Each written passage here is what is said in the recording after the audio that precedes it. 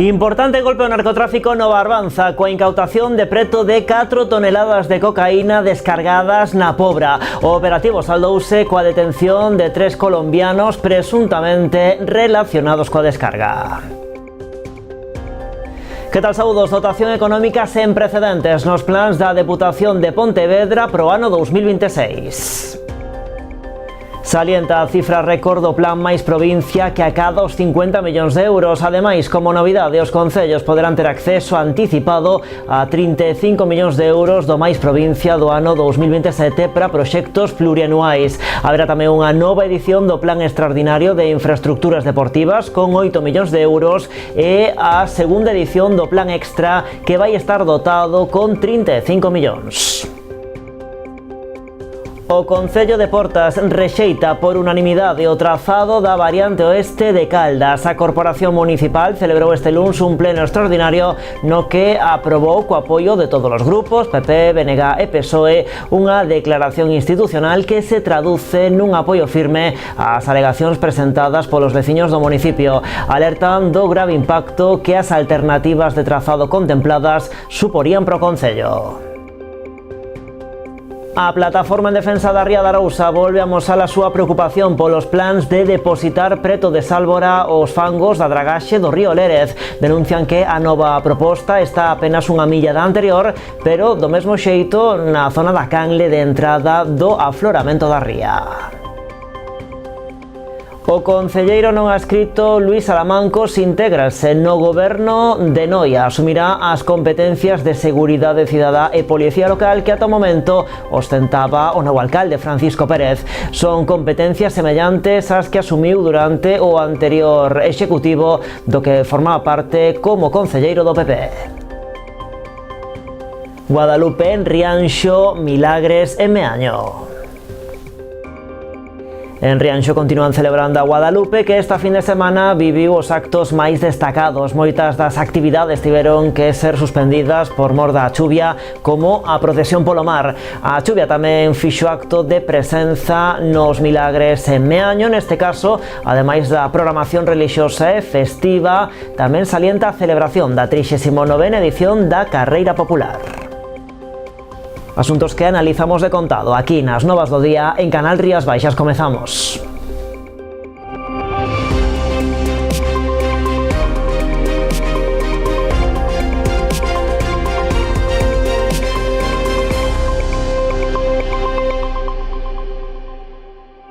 Dotación económica sen precedentes nos plans da Deputación de Pontevedra pro ano 2026. O Goberno provincial mobilizará 128 millóns de euros pros concellos de menos de 50.000 habitantes. Avanzou hoxe o presidente nun acto cos alcaldes e alcaldesas da provincia. Salienta a cifra récord do plan máis provincia que acada os 50 millóns de euros. Ademais, como novidade, os concellos poderán ter acceso anticipado a 35 millóns de euros do plan máis provincia do ano 2027 para proxectos plurianuais. Haberá tamén unha nova edición do plan extraordinario de infraestructuras deportivas con 8 millóns de euros e a segunda edición do plan extra que vai estar dotado con 35 millóns.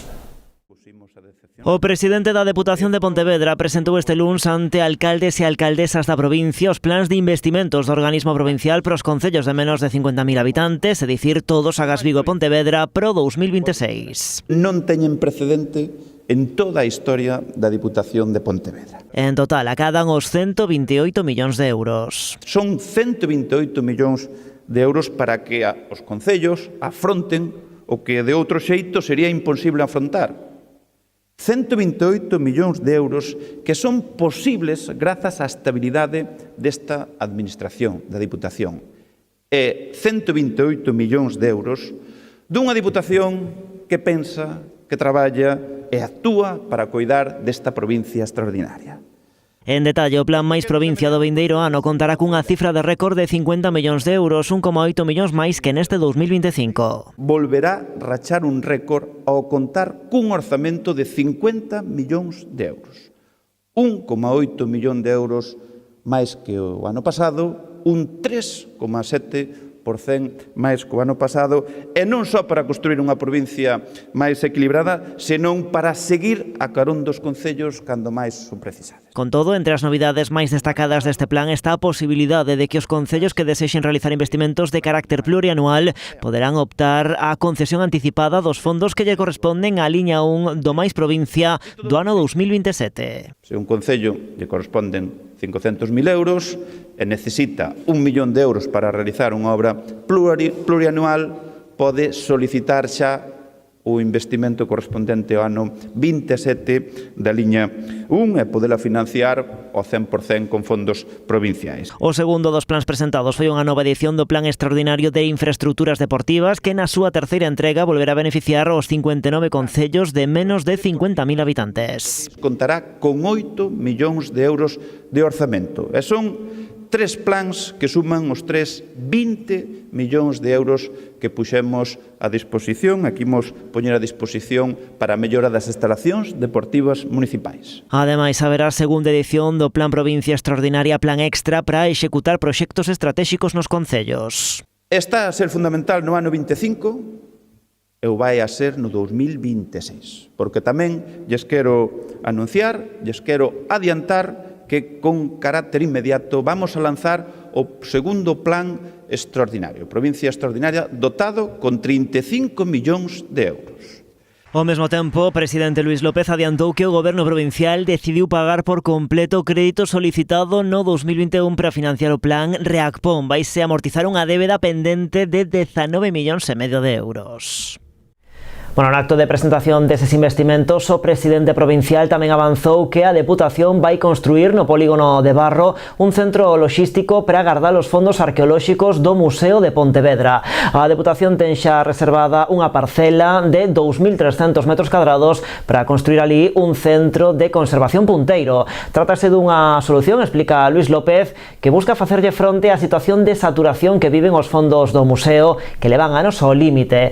O obxectivo é ter ese novo centro listo para 2027. Xa levamos tempo traballando desde un museo para afrontar o que é esa cuestión que é común a todos os museos de España, o centro receptores de pezas do patrimonio, porque aquí, sabedes que moitas veces hai proxectos arqueolóxicos que se fan os cando realizan determinadas infraestructuras ou por iniciativa propia de concellos ou demais, aparecen pezas e veñen para aquí, e é unha maneira tamén de poñelas en valor. O Concello de Portas rexeita por unanimidade o trazado da variante oeste de Caldas. A Corporación Municipal celebrou este luns un pleno extraordinario no que aprobou co apoio de todos os grupos, PP, BNG e PSOE, unha declaración institucional que se traduce nun apoio firme ás alegacións presentadas polos veciños e veciñas de Portas que alertan do grave impacto que as alternativas de trazado contempladas suporían para o Concello. Entre outras cuestións, amosan a súa preocupación pola fragmentación de núcleos rurais, afección a vivendas, terras agrícolas e terreos hídricos, destrucción de zonas de cultivo e forestais autóctonas, demolición de infraestructuras e un forte impacto ambiental e paisaxístico. Todo isto sen mellorar realmente o acceso á P9 nin reducir a accidentalidade. Ademais, o Concello de Portas solicitou a demarcación de estradas do Estado en Galicia e o Ministerio de Transportes e Mobilidade Sostible que estuden opcións máis curtas, menos custosas e, sobre todo, respectuosas co territorio e coa veciñanza.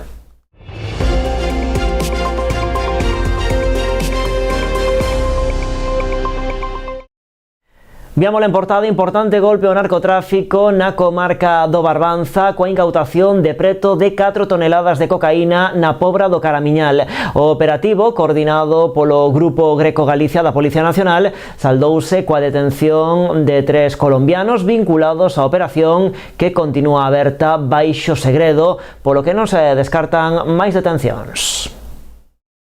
Os axentes do Grupo Greco Galicia da Policía Nacional, coa axuda de axentes adscritos á Comisaría de Ribeira, tiveron coñecemento dunha descarga de cocaína na madrugada do sábado, nas inmediacións das praias da Lombiña Cabío e da Illa, na Pobra do Caramiñal. O operativo permitiu nun primeiro momento a localización duns 80 fardos de cocaína, ao redor de 2 toneladas, que ían transportados nun remolque que acabou emborcado, cando os narcos se sentían perseguidos na fuxida. Na tarde do sábado, na zona da Virxe do Monte, os axentes da Policía Local da Pobra procederon á detención de 3 varóns de nacionalidade colombiana que presuntamente están relacionados coa descarga, polo que foron trasladados á comisaría de Ribeira á espera de pasar a disposición xudicial. Ao parecer, camiñaban desorientados na procura dun taxi, facéndose pasar por peregrinos, unha circunstancia que levantou as sospeitas. Pero o operativo deu un paso máis a pasada noite, co achado doutros 80 fardos máis, agochados tras unhas matogueiras nunha zona próxima a que se cree que puido ser a do lugar da descarga. A investigación, que segue aberta baixo segredo, representa un dos maiores alixos de cocaína incautados en Galicia no que vai de ano. Dous mariñeiros de Marín sobreviven ao naufraxio do buque no que faenaban fronte ás costas de Mauritania. Os dous ían no pesqueiro Tafra 3, que foi a pique despois de que un buque ruso colisionase contra ele. O seu capitán e o primeiro oficial, por certo, foron detidos. Dos 26 tripulantes que ían a bordo da embarcación galega, 21 foron rescatados. Os outros 5, de nacionalidade mauritana, continúan desaparecidos. Este luns, a alcaldesa de Marín confirmaba que os dous veciños deste municipio se atopan ben. La información más cercana que tengo es de los dos patrones, en este caso, tanto el de costa como el de pesca, que uno es de Marín y otro es de Marín pero no vive en Marín, vive en Bueu, pero bueno, sabemos que están bien, sabemos que están en puerto y sabemos que bueno, están un poco con toda la tramitación administrativa y con todas las un poco las declaraciones que tienen que hacer y el papeleo previo a poder venirse. Sabemos que se han puesto en contacto con sus familias, las familias tienen también esta información de primera mano. Es una desgracia que todavía, bueno, pues sobre todo parte de la tripulación, que en este caso eran de nacionalidad mauritana, pues están desaparecidos. E como víamos en titulares, a plataforma en defensa da ría da Arousa volve a amosar a súa preocupación polos plans de depositar preto de Sálvora os fangos da dragaxe do río Lérez. O colectivo lembra o grave impacto que tería para Arousa depositar eses áridos na boca da ría. Denuncian que a nova proposta está a apenas unha milla da anterior, pero do mesmo xeito na zona da canle de entrada de afloramento da ría. Isto, segundo advirten, tería graves consecuencias medioambientais e tamén para as actividades productivas que se desenvolven na ría, como as relacionadas co sector pesqueiro e marisqueiro. Explican que a vertedura deses áridos nesa zona de Sálvora arrastraría ao interior da ría fangos por mor das correntes noreste-suroeste que se dan nesa canle de entrada da ría. Un punto engaden que está dentro da zona protexida. Dende a PDRA propoñen outro punto fora desa zona e que non provocaría, din, eses arrastres ao interior da ría. Non vale de nada que ubiquen o punto de vertido a 2 kilómetros do anterior, se está no mismo canal de entrada. Por tanto, concluímos, nin o Miteco nin Portos de Galicia entenderon nada. Os motivos da nosa reivindicación son moi claros. Non queremos que os contaminantes entren na ría. E está demostrado, porque o motivo da clausura do anterior punto de vertido é ese, está demostrado que os sedimentos se depositan en esa dirección como consecuencia da corrente. E logo de secundar a movilización do sábado en Santiago de Compostela, a AMPA do Colexio, o Grupo de Ribeira continúa coas concentracións no centro educativo para demandar a incorporación dun titor para terceiro de primaria.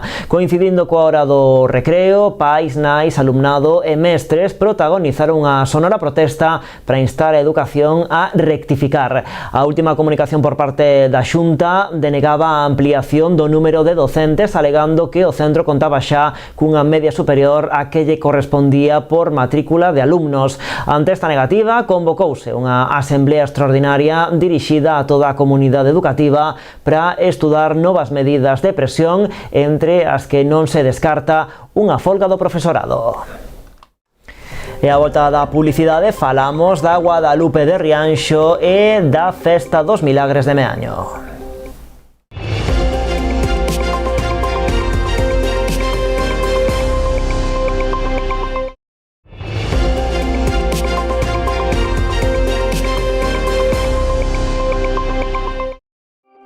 Aquí seguimos nas novas en Canal Rías Baixas, aínda que nun primeiro momento non estaba previsto, o concelleiro non adscrito Luís Salamancos vai se integrar no novo goberno de Noia. Asumirá as competencias de seguridade cidadá e policía local que ata o momento ostentaba o novo alcalde Francisco Pérez. Son competencias semellantes ás que asumiu Alamancos durante o anterior executivo do que formaba parte naquela ocasión como concelleiro popular. Segundo o informe do Departamento de Secretaría, Alamancos pode entrar no goberno sen asumir máis áreas das que xestionaba e sen cobrar, posto que no anterior goberno non contaba con dedicación nin retribución económica. Bueno, pois hai apenas un mes que o novo goberno de Noia tomou posesión, pero xa son moitas as actuacións postas en marcha dende aquela. Unha delas é o plan de limpeza de rúas que xa se está a desenvolver en pleno centro urbano coa intención de darlle continuidade por todo o municipio.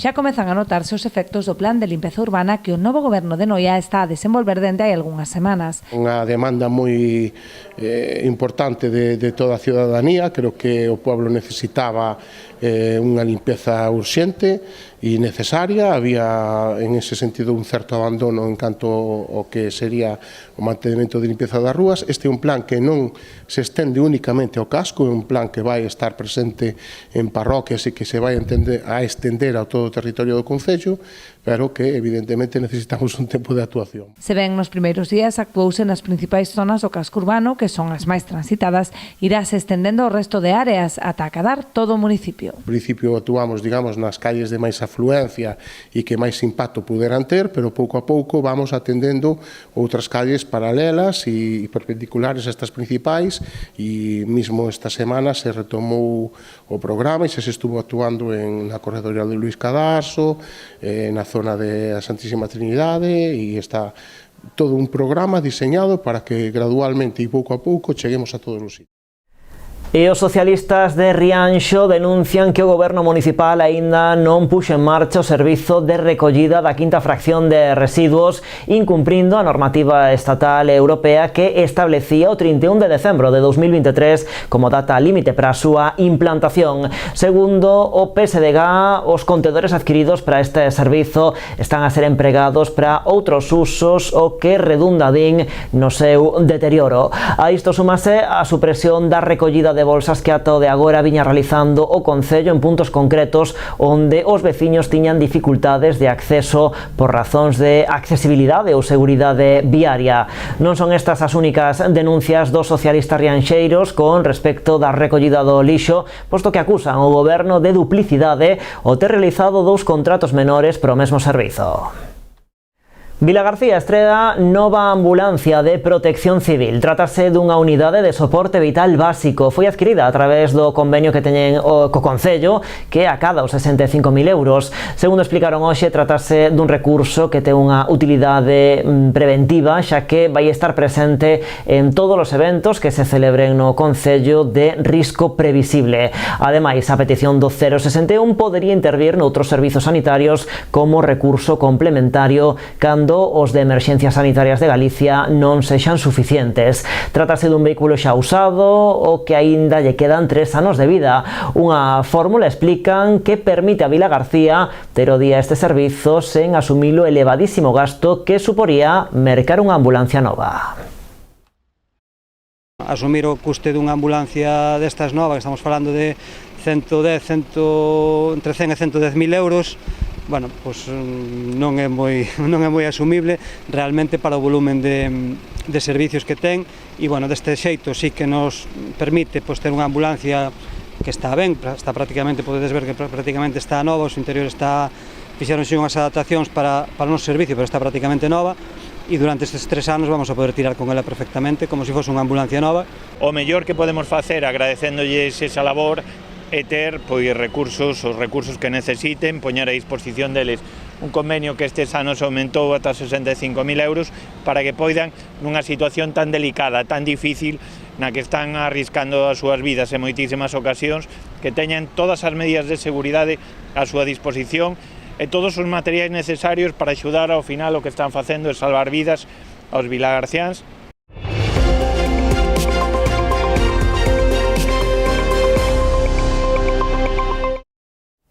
Este pasado sábado tiña lugar en Ribeira o acto de entrega da 16ª edición dos Premios Atlante organizados pola Fundación Museo de Artes do Gravado a Estampa Digital. O acto contou coa presenza, entre outras autoridades, do Conselleiro de Cultura, José López.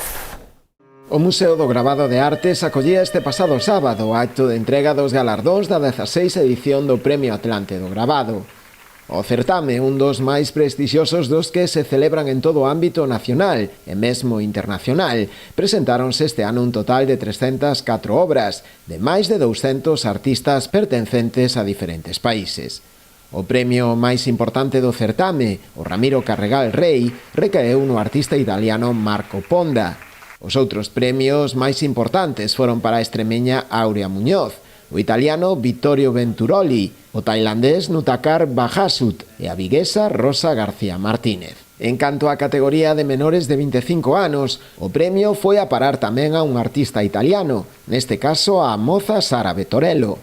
Ademais, o xurado do certame considerou tamén este ano conceder ata 5 mencións de honra a Ekin Jackman de Arabia Saudí, Miguel Muñoz de Madrid, Mirta Gending de Argentina, Manuel Lareo da Coruña e a Erika Suda de Italia. No acto de entrega tomaron parte numerosas autoridades, entre elas o Conselleiro de Cultura José López Campos, quen destacou a importancia do certame e a labor do Museo de Artes do Gravado como dinamizador cultural. Eu quero agradecer, además, Javier, a repercusión que teñen estes premios a nivel internacional e o seguimento e o impacto que teñen tamén pola presencia das persoas que hoxe nos acompañan aquí, non? Todo este maravilloso público que hoxe quere acompañarte nesta 16ª edición dos premios, nestos 24 anos do museo, pero ademais os alcaldes da comarca, o director xeral de Cultura, o director xeral de Turismo, coincido contigo que ao final esa sinerxia é fundamental, necesaria, e sobre todo en Galicia, o gran traballo que se fai dentro da Xunta de Galicia, da Dirección Xeral de Turismo, para promocionar a nivel internacional a nosa terra. Todos os que fan posible que hoxe estemos aquí, os patrocinadores, os que sin eles todo isto sería imposible, a repercusión que estes premios teñen a nivel internacional. En Rianxo continúan celebrando as súas festas grandes, as da Guadalupe, que esta fin de semana viviron os actos máis destacados. Moitas das actividades tiveron que ser suspendidas por mor da chuvia. Unha delas foi a tradicional procesión polo mar que a organización decidiu cancelar para evitar incidentes. Aínda así, realizouse a tradicional misa solemne na súa honra na igrexa parroquial a que asistiu un gran número de devotos. Hoxe tocoulle a quen das Guadalupe que tomaron a Praza de Castelao cos seus xogos e competicións tras que celebraron unha romaría popular. Por diante aínda 4 días de festa que terán o seu broche de ouro o venres de madrugada cando milleiros de persoas entoarán a Rianxeira á luz das bengalas. E Meaño rende homenaxe á súa patroa, a Virxe dos Milagres. Este domingo celebrouse o Día Grande cuns festexos organizados directamente polo Concello. Ao mediodía tivo lugar a misa solemne a que o goberno local chegou acompañado pola banda Unión Musical de Meaño, unha formación que xa a noite ofreceu un concerto ao que asistiron dúcias de persoas. A chuvia deu unha tregua para a verbena nocturna amenizada pola orquestra Charleston, que ofreceu un intenso pase único no que a veciñanza gozou deste peche da Festa dos Milagres. A programación arrancaba xa o pasado venres con teatro e o sábado cunha actuación do grupo de acordeóns Rías Baixas. E máis alá das actividades festivas, o deporte tamén foi protagonista dentro da programación da Festa dos Milagres en Meaño. Este domingo celebrouse a 39ª edición da Carreira Popular, unha das probas deportivas con máis sona do Concello meañés. A proba incluiu diferentes percorridos adaptados a cada categoría, incluída a andaina non competitiva ou o percorrido simbólico de 100 metros para os chupetes, no que participou case un cento de nenos e nenas. Na categoría principal proclamouse campeón David de la Fuente ao completar o percorrido de 6,3 km nun tempo de 19:06. Na categoría feminina o ouro foi para Sabela Castelo cun tempo de 22:41. Ambos levaron un premio de 300 euros e o seu peso en viño.